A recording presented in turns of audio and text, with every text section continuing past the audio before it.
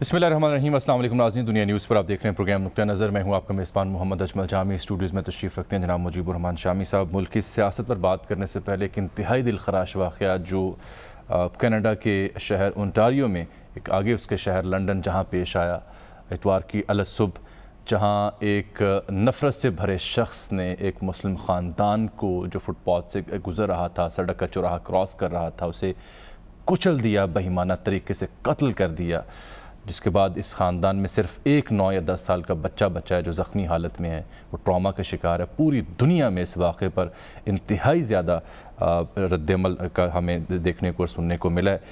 شامی صاحب، Justin Trudeau جو وزیر اعظم ہیں، انہوں نے تو اسے کہا کہ خاندان ٹیررائزڈ ہے، کہا کہ یہ ایک نفرت کا عمل ہے، اور یہ بھی کہا کہ اسلاموفوبیا کی کوئی جگہ نہیں۔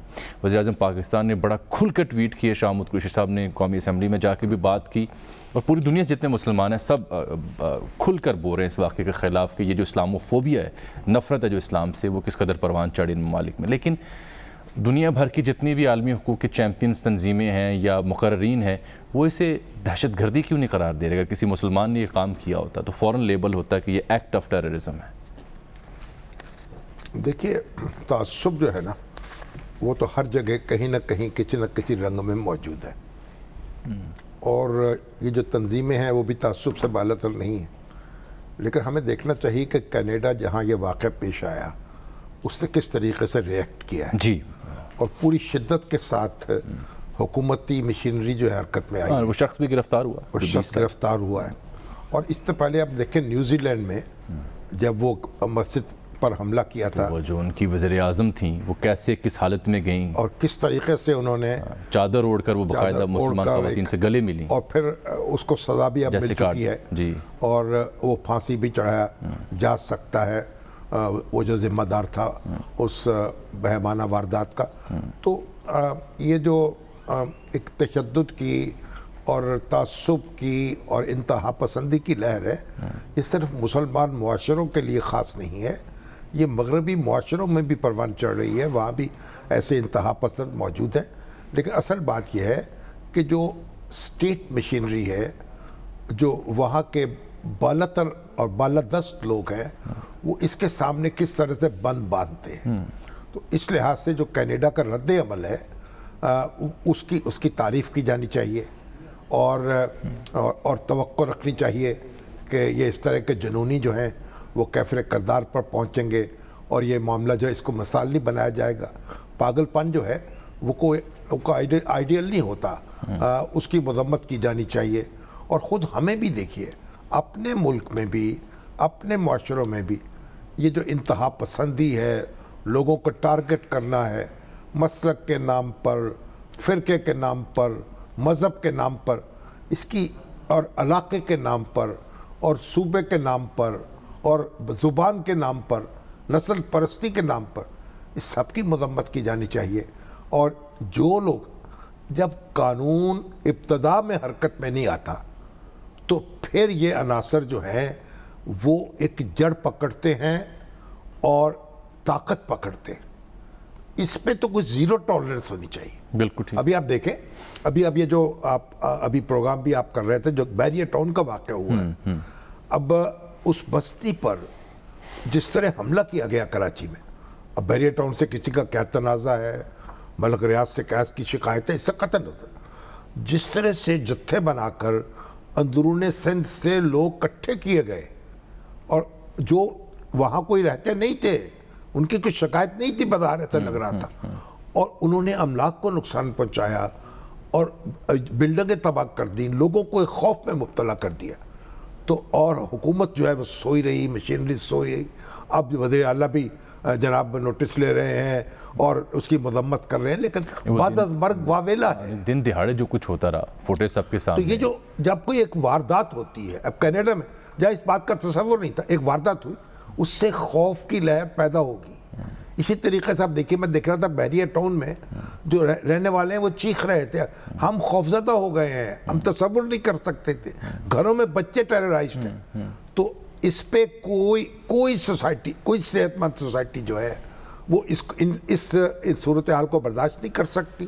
اور آج جو فرانس کے صدر تھے، وہ دیکھیے کیا ہوا پھر، وہ گئے ہوئے ہیں جنوبی مشرقی علاقے جو فرانس کے ہیں وہاں پر، وہاں ایک ٹرین میں سوار ہونے سے پہلے کچھ لوگ کھڑے تھے، ان سے ہاتھ ملا رہے تھے، استقبال وہ کر رہے تھے، تو ایک شخص نے ان کے منہ پر تھپڑ رسید کیا اور پھر یہ کہا کہ ڈاؤن ود، یہ آپ پہلے دیکھیے پھر بتا، ڈاؤن ود میکرونزم، یعنی میکرونزم جو ہے مرد آباد، اب وہ بھی دیکھیں نا کس حد تک پہنچے ہوئے ہیں۔ دیکھیے بات یہ کہ جو فرانسیسی صدر جو ہیں وہ آزادی اظہار اور توہین میں فرق نہیں کر پا رہے، تو پھر یہ بھی تو آزادی اظہار ہوگی، کسی شخص نے کہہ دیا ڈاؤن ود، اگر ایک شخص نے تھپڑ لگایا اسی سے آپ اندازہ لگائیں نا، اس سے گرفتار کیوں کیا پھر؟ آزادی جو ہے، آپ کی آزادی جب میری آزادی کو مجروح کرتی ہے وہ حد ختم ہو جاتی ہے اس کی۔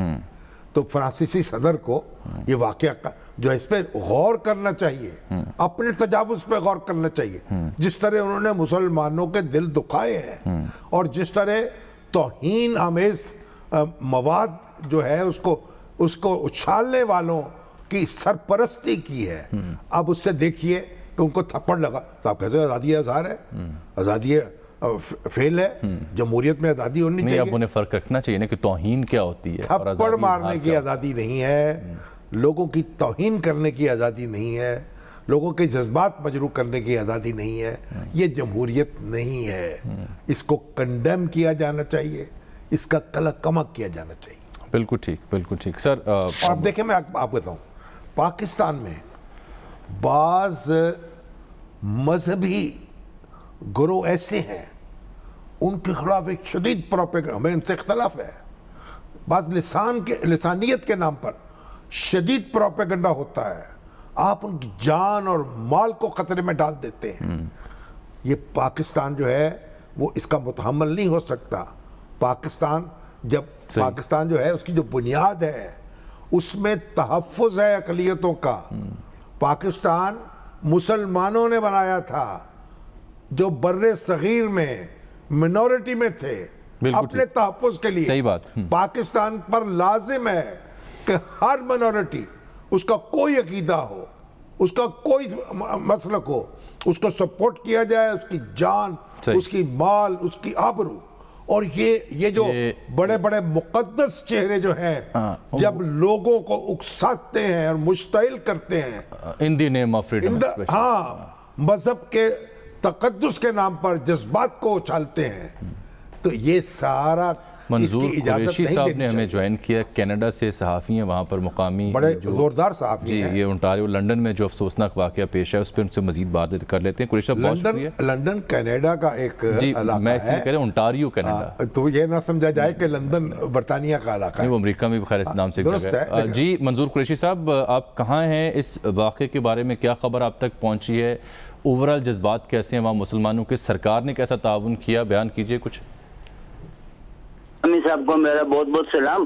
میں اس وقت ٹورانٹو میں ہوں، 200 کلومیٹر کے فاصلے پر لنڈن انٹاریو سے۔ یہ انٹاریو میں ایک شہر ہے، اس کا نام لنڈن ہے، انٹاریو صوبے میں۔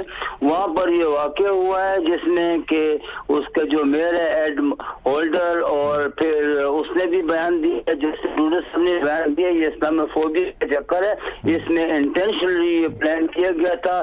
یہ جو بندہ ہے اس کا نام ہے ناتھنل ویلٹ، یہ 20 سالہ نوجوان ہے۔ یہ جو ہے اس نے یہ بندے جا رہے تھے، 4 فیملی ممبر تھے، مبیہ تھے اور سلیمان اور ان کی ڈاٹر اور ان کے مدر ان لا، یہ سڑک پہ جا رہے تھے، تو انہوں نے جا کے اس کو بڑا فیئرسلی ہٹ کیا۔ It was all intention.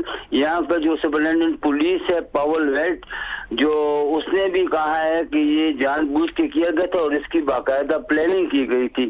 تو اس میں ہمیں افسوس ہے کیونکہ یہاں پر یہ چیز پھیل رہی ہے اور اس پہ اس کا مطلب ہے کہ باقاعدہ اب اس طرح کی تحریکیں چل رہی ہیں، کیا تنظیمیں بن رہی ہیں، نفرت انگیز مہمیں چل رہی ہیں، یہ کوئی باقاعدہ منصوبے کے ساتھ کام کرنے والے لوگ یہاں موجود ہیں؟ سر ایسی کوئی بات تو نہیں ہوئی ابھی تک جس کے بعد جو ہمارے پاس کوئی ثبوت ہو کہ یہ پلاننگ کر رہے ہیں، لیکن یہ ہے کہ RCMP جو رائل کینیڈین ماؤنٹین پولیس ہے وہ اس کو बड़ी क्लोजली ऑब्जर्व कर रही है, लाइक विद लीगल आई, और वो देर मेक श्योर कि कोई ऐसी चीज नो, अभी तक कोई ऐसा वाकया नहीं हुआ। ये बड़ी मुद्दत बाद कोई एक ऐसा वाकया हुआ है जिसका कि मुसलमानों के साथ ताल्लुक है और पाकिस्तानी स्पेशली, लेकिन अनफॉर्चुनेटली शामी साहब अफसोस की बात है कि मैं देख रहा था कि आप पाकिस्तानी सफीर पाकिस्तान से हाई कमिश्नर जो है पाकिस्तान के, उनसे गैर मुतमईन दिखाई दिए हैं।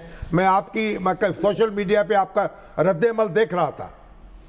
सर आपकी बड़ी मेहरबानी, आप बड़ा क्लियरली वॉच करते हैं। हमारे यहाँ पर एक तो बात है, ये एम्बेसडर रजा बशीर तारड़ 2 साल से यहाँ इसने कोई काम नहीं किया, और अब नया एम्बेसडर आया है, उसका नाम है तारड़, खुरम तारड़, लेकिन अभी तक खुरम राठौड़, अभी तक उसको चार्ज इसने नहीं दिया।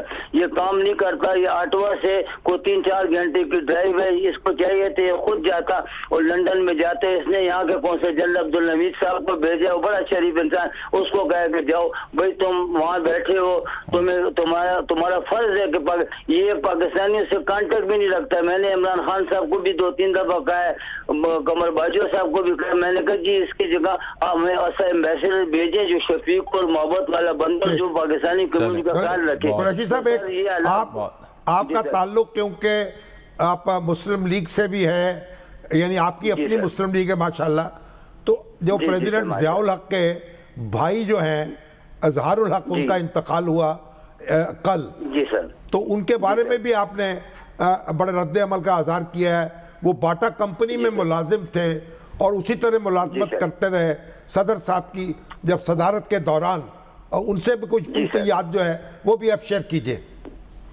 मैं सर असल में जो ज़ियाउल हक साहब, जो जनरल ज़ियाउल हक साहब के सबसे छोटे भाई थे, वो पेशावर में 68-69 में, उसके बाद भी वो बाटा स्टोर के मैनेजर थे पेशावर में, पेशावर कैंट में, और उसके बाद उनकी फिर पोस्टिंग हो गई थी पिंडी में बैंक रोड के पास उनका बाटा का स्टोर था, वहाँ भी। तो मैं उनसे मिलता था, इनके साथ हमारे मरासम बहुत पुराने हैं, क्योंकि मेरे वाले साहब लंडी कोतल में प्रिंसिपल थे और जनरल ज़िया में मेजर था लंडी कोतल में, तो हमारा इनके साथ आना जाना उस वक्त का ताल्लुक है 1953-54 का।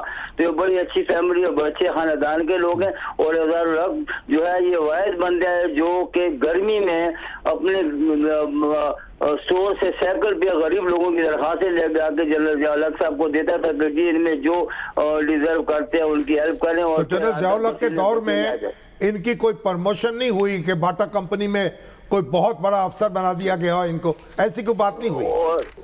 और शामी साहब, मेरे बुजुर्ग साहब, आपका तो मैं हर वक्त दम भरता हूँ कि आप समझते हैं जर्नलिज्म को। मैं सर आपको आने से कहता, ये वाहिद शख्स है किसने कभी किसी को ये भी बताया नहीं कि मैं जनरल ज़िया का भाई हूँ। अब प्रमोशन की तो बात अलग है सर, हालांकि वो जनरल ज़िया के लिए क्या था, थॉमस बाटा को या उसकी सानिया बाटा को एक फोन करता तो जो पोजीशन है मांगता, लेकिन इसने कभी सिफारिश नहीं की जी, अपनी मेहनत मजदूरी करता है। अल्लाह ताला उनकी मगफरत करे। बहुत शुक्रिया सर आपके वक्त। हमारे तमाम जो सियासी घराने हैं उनको भी ये तौफीक अता फरमाए। उनका हर शख्स VIP बना फिरता है, अगर वो इक़्तिदार में हो तो इक़्तिदार में हिस्सेदार बन जाता है और उसी तरह हुक्म चलाता है। तो देखिए किस तरह से जनरल ज़ियाउल हक के भाई जो थे वो उसी बाटा की दुकान पर काम करते रहे जिस पर वो पहले काम करते थे, और उसी तरह एक आराम से एक शरीफ आदमी की ज़िंदगी गुजारते हुए अब इस दुनिया से रुखसत हो गए। अच्छा सर, आते हैं ज़रा सिंध का और वफाक का जो तनाज़ है जिस पर CM सिंध जो है वो गरज रहे हैं, तनकीद भी कर रहे हैं, सवाल भी उठा रहे हैं, शिकवा भी कर रहे हैं। लेकिन उससे पहले कल चूँकि हमने बात की थी पाकिस्तान और अमेरिका के ताल्लुकात के हवाले से, अफ़गानिस्तान से जो अमरीकी इनखला है उसको देखते हुए ये लगता है कि बाइडन इंतज़ामिया जल्दी में है, जल्द कोई तदबीर उनको चाहिए कि उनको जगह मिले जहाँ से वो मॉनिटरिंग और काउंटर टेररिज्म ऑपरेशन को लॉन्च कर सकें। लेकिन कल जो हमने गुफ्तगू भी की न्यूयॉर्क टाइम की स्टोरी के ऊपर, उसके बाद कल रात वज़ीर ख़ारजा शाह महमूद कुरैशी एक प्रोग्राम में मुखातिब थे, उनसे जब इस बारे में सवाल पूछा गया तो उनका जवाब क्या था, ज़रा वो देखिए। तलाश करना, ख्वाहिश करने पे पाबंदी तो नहीं लग सकती। کسی کی خواہش ہو سکتی ہے. سوال یہ ہے کہ پاکستان کی پالیسی کیا ہے, پاکستان کی حکومت کی پالیسی کیا ہے. پاکستان کی حکومت کی پالیسی کی میں وضاحت کر چکا ہوں کہ ہمارا کوئی ایسا ارادہ نہیں ہے. اب آپ ان کیا سرائیوں پہ توجہ نہ دھریں. دیکھیے سوال یہ ہے کہ بیس کا تو سوال ہی زیر بحث نہیں ہے نا, بیسس کی تو بات ہی نہیں ہو رہی. گزارش ہے, خواہش ان کی ہو سکتی ہے, لیکن ہم نے اپنا موقف دیکھنا ہے نا. خواہش کرنے پہ پابندی تو میں نہیں لگا سکتا. انہوں نے کہا کہ بالکل خواہش اگر کسی ملک نے کی ہے تو کی, وہ خواہش پہ پابندی نہیں لگائی جا سکتی. ہمارا موقف بڑا واضح اور کلیئر ہے. ایک خبر یہ بھی ہے, اور میرے خیال میجر اعجاز ایوان جو ہیں انہوں نے کہیں روایت کی ہے یہ بات, اس کی تصدیق نہیں ہو سکی, کہ انہوں نے یہ کہا ہے کہ جو سیکرٹری آف اسٹیٹ ہیں امریکہ کے, یعنی وزیر خارجہ, انہوں نے وزیر اعظم عمران خان سے بات کرنے کی کوشش کی ہے اور وزیر اعظم نے کال اٹینڈ نہیں کی.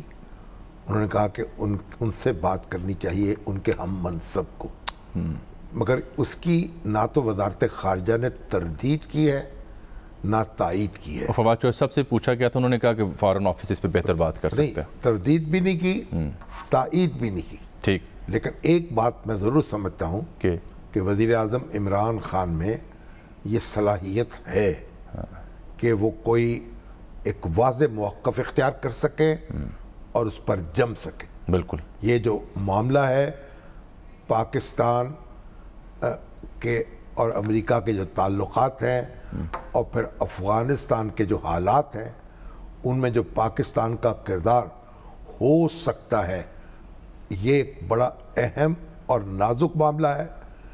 اس میں بلا سوچے سمجھے پاکستان چھلانگ نہیں لگا سکتا. یہ قریشی صاحب بھی کل یہی کہہ رہے تھے, پرائم منسٹر کی سٹیٹمنٹ بھی آگے. لیکن کیا کیجئے, جو بار بار میں امریکہ کا ذکر کر رہا ہوں کہ چاہے وہ ان کی نیو یارک ٹائم کی سٹوری ہو, کوئی سی آئی چیف یہاں پہ غیر اعلانیہ طور پر آئے, یا ان کی جلدی ہو, یا پھر تازہ جو گفتگو ہے وہ امریکی مشیر قومی سلامتی کے, ان سے سوال پوچھا گیا, انہوں نے کیا کہا دیکھیے.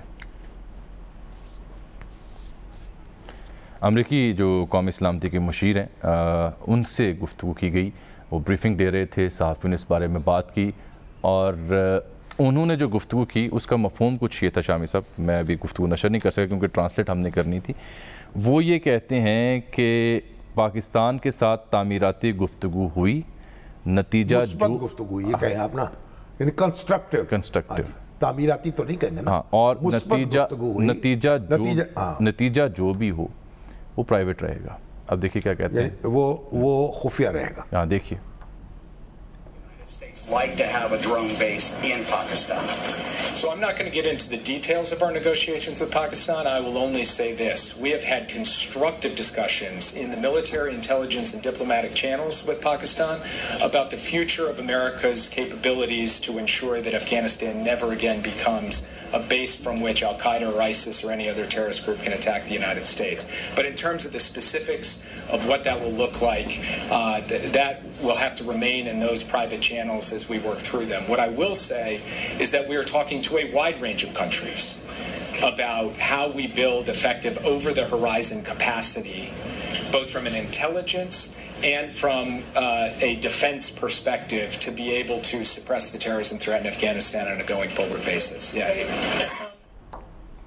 یہ ہے سر ان کا بیان کہ ملٹری انٹیلیجنس اور ڈپلومیٹک چینلز پر پاکستان کے ساتھ گفتگو ہو رہی ہے, پرائیویٹ رہے گی, نتیجہ جو بھی ہو. تعاون کی حدود کیا ہے, تعاون کس طریقے سے ہوگا, کیا اڈے دیے جا سکتے ہیں, کیا امریکہ جو ہے, دیکھیے یہ اس میں تعاون کے کئی پہلو ہیں. اس کو میں یہ نہیں کہتا کہ ہر چیز ہمیں تش تش بام کرنی چاہیے, لیکن یہ کوئی خفیہ رہنے والی بات نہیں ہے. جب تعاون ہوگا اس کی حدود کیا ہوں گی وہ سب کو نظر آ جائے گا. تو اس وقت جو حکومت پاکستان کہہ رہی ہے اسے ہمیں توجہ سے سننا چاہیے, اور اس معاملے میں اپنے داخلی طور پر کسی خلفشار میں مبتلا نہیں ہونا چاہیے. ہمیں پوری سنجیدگی کے ساتھ, اس کی وجہ کہ معاملہ نیشنل انٹرسٹ کا ہے, بہت اہم معاملہ ہے, نازک معاملہ ہے, اور اس پر جو عمومی رائے زنی ہو رہی ہے سوشل میڈیا پر, اس پہ ضرورت نہیں ہے. بالکل ٹھیک. ایک یہ خارجہ پالیسی کے معاملات میں اور دفاعی امور میں خاموشی اختیار کرنی چاہیے. جو پاکستان کے پالیسی ساز ادارے ہیں ان پر اعتماد کرنا چاہیے, اور ہمیں یہ احساس کرنا چاہیے کہ ایک وسیع تر مشاورت کی جائے, اپوزیشن کو بھی اعتماد میں لیا جائے, اور اس کا سلسلہ ایک شروع تو ہوا ہے, اور یہ مشاورت کا, بیٹھک کا, آن بورڈ کرنے کا. نہیں, تبادلہ مشاورت ایک اور چیز ہے, معنی خیز مشاورت ایک اور چیز ہے, اور بریف کر دینا کسی کو ایک اور چیز ہے. لیکن بہرحال یہ معاملہ, میری گزارش ہوگی اس میں جتنا کم سے کم اظہار خیال کیا جائے مناسب ہوگا. چلیں ایک بریک لیتے ہیں, بریک کے بعد ذرا آتے ہیں کہ وزیر اعلیٰ سندھ کیا شکوہ کر رہے ہیں وفاق سے, اسد عمر صاحب کیا جواب دے رہے ہیں, حقیقت ہے کیا. ایک بریک کے بعد. ویلکم بیک ناظرین. وزیر اعلیٰ سندھ شکوہ کنائیں کہتے ہیں کہ دوسرے صوبوں کو 400% زائد دے رہے ہیں, تو ہمیں بھی 25% بڑھا دیں, اور زخموں پر نمک چھڑکنا کوئی وفاق سے سیکھے. وزیر اعظم کو خط لکھا اور کہا ہے کہ ایسٹ انڈیا کمپنی یہاں نہ بنائی جائے. اسد عمر صاحب اس کا جواب کیا دیتے ہیں؟ پہلے اسد عمر صاحب کا, پہلے وزیر اعلیٰ سندھ کا بیان دیکھیے, پھر اسد عمر صاحب کا جواب دیکھیے. مجھے بہت خوشی ہوتی ہے جب پنجاب, خیبر پختونخوا اور بلوچستان میں ڈیولپمنٹ ہوتی ہے, لیکن اگر 4 گنا ادھر کرتے ہیں تو تھوڑے سے ہمیں بھی دیں, 20-25% ہمیں بھی بڑھائیں. اگر 400% ادھر بڑھاتے ہیں, اور ادھر کسی کے منہ سے نکل گیا, ادھر میں نہیں بتاؤں گا کون, آپ رو رہے کہ آپ کو پیسے نہیں دیے, ہماری تو حکومت ہی جاری ہے, MPs MNAs کو راضی کرنا ہے ہم نے. کہتے ہیں نا to add insult to injury, زخموں پہ نمک چھڑکنا کوئی ان سے سیکھے. میں نے اپنے خط میں لکھا اور میں ریپیٹ کرتا ہوں, یہ ایسٹ انڈیا کمپنی نہ بنائے, ادھر نہیں برداشت کریں گے ہم. وی ول ریزسٹ. یہ اس طریقے سے سندھ کو ٹریٹ نہ کریں, 2 پاکستان نہ بنائیں. کہتے ہیں کہ جی وفاق کے پیسے پہ چودراہٹ کرنے نہیں دیں گے سندھ کو, یہ پیسے 70% سندھ سے جا رہے ہیں آپ کے پاس. تقریباً 60% جو اخراجات ہو رہے ہیں, ترقیاتی اخراجات ہو رہے ہیں سندھ کے اندر وفاقی پی ایس ڈی بی کے ذریعے اگلے سال, ان کی تو میں نے پروجیکٹ بائی پروجیکٹ وائز ان کو ڈیٹیل دے دی تھی. سندھ کے ساتھ بالکل کوئی زیادتی نہیں ہو رہی ہے, بلکہ سندھ کے لیے اتنی ایلوکیشنز ہو رہی ہیں جتنی پہلے نہیں کی گئی. ظاہر ایلوکیشن اور ایکچوئل ایکسپینڈیچر کے اندر ڈفرینسز ہوتے ہیں, اور آپ کوئی بھی ایک پرٹیکولر پروجیکٹ اٹھا کے دیکھیں گے تو اس میں ہو سکتا ہے کہ کم خرچہ ہوا ہو. جو مجموعی طور پہ ایلوکیشن ہے سندھ کی, وہ ایلوکیشن فیکس بنیاد پہ پنجاب سے کہیں زیادہ ہے. آپ کسی ایک ڈپارٹمنٹ کا میں یہ بجٹ نہیں بنا رہا, میں پورے پاکستان کے تمام منسٹریز اور تمام پروونسز جو ہیں اس میں جو وفاق نے اخراجات کرنے ہیں, اور سندھ کا حصہ جو ہے وہ آبادی کے لحاظ سے پنجاب سے کہیں زیادہ ہے, اور یہی چیز پچھلے سال بھی ہوئی اور اس سے پچھلے سال بھی ہوئی. تو میرے خیال میں اگر شاید کسی کا گلہ بنتا ہو تو عثمان بزار کا گلہ بنتا ہے. سر یہ ہے صورتحال. جامی چانڈیو صاحب سینئر صحافی ہیں سندھ سے, انہوں نے ہمیں جوائن کر رکھا ہے کہ ان سے ہم سمجھیں کہ وزیر اعلیٰ کس بنیاد پہ شکوہ کر رہے ہیں. اسد عمر صاحب کا جواب کے ساتھ. مسئلہ یہ ہے کہ جو فنڈز ایلوکیشن ہو رہی ہے نا, وفاقی حکومت وہ صوبائی حکومت کے ذریعے خرچ نہیں کرنا چاہتی. یعنی جو سندھ پر انفراسٹرکچر پر اور اسکیموں پر پیسے وفاقی حکومت لگا رہی ہے, جی وہ ایک ادارہ اور بنا ہے جس کے ذریعے سے وہ ڈیولپمنٹ کا کام کرنا چاہتے ہیں. بالکل ٹھیک. ان کا کہنا یہ ہے کہ سندھ حکومت ایک, کیونکہ یہاں کرپشن بہت زیادہ ہے, اس لیے ہم اس کو یہ پیسے سارے اس کے سپرد نہیں کر سکتے. جو ان کا حصہ ہے این ایف سی ایوارڈ میں, وہ تو ان کو ملے گا, لیکن اس کے علاوہ جو وفاقی پروگرام ہے جی ڈیولپمنٹ کا, وہ ایک ان کے ذریعے سے اس پہ امپلیمنٹ نہیں کیا جائے گا. بالکل. یہ ایک بنیادی نقطہ ہے. دیکھیے ہمارا جو دستور ہے, ابھی آپ دیکھیں کراچی میں وہ عالمگیر صاحب جو میں ان کو دیکھ رہا تھا, وہ فکسٹ والے, ہاں جی فکسٹ والے, وہ جو گڑے پڑے ہوئے سڑکوں پہ موٹر سائیکل روزانہ الٹتے ہیں اور گاڑیاں ان میں الٹتی ہیں, اب وہ کوئی پرسان حال نہیں ہے. وہ مل کے سیلانی ٹرسٹ کے